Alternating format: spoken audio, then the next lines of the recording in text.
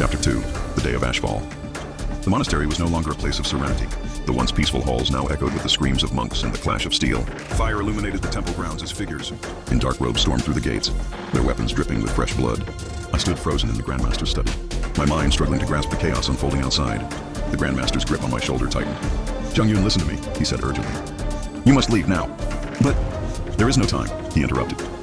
"The ones who come seek the Celestial Core, and they will stop at nothing to find it." I had no idea what the Celestial Core was, but the look in the Grandmaster's eyes told me it was something worth dying for, or rather something he was willing to protect at all costs. The door burst open, and a monk stumbled in, blood pouring from a gash in his chest.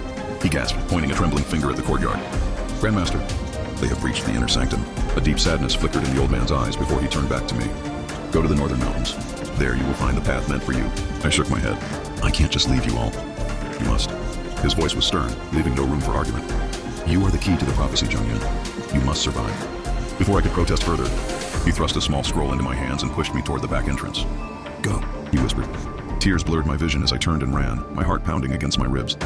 I slipped into the shadows of the temple walls, the cries of my brethren ringing in my ears. The scent of burning wood and blood filled my nostrils, but I forced myself to move forward. Just as I reached the outer gates, a deep voice called out behind me. "There he is!"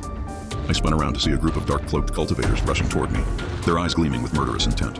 My breath caught in my throat as they raised their weapons, their blades reflecting the burning sky. Instinct took over.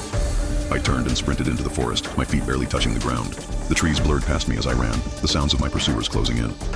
Then, just as I thought they would catch me, the ground beneath me gave way. I fell, tumbling into darkness, the last thing I heard being the crackling fire of my home burning behind me.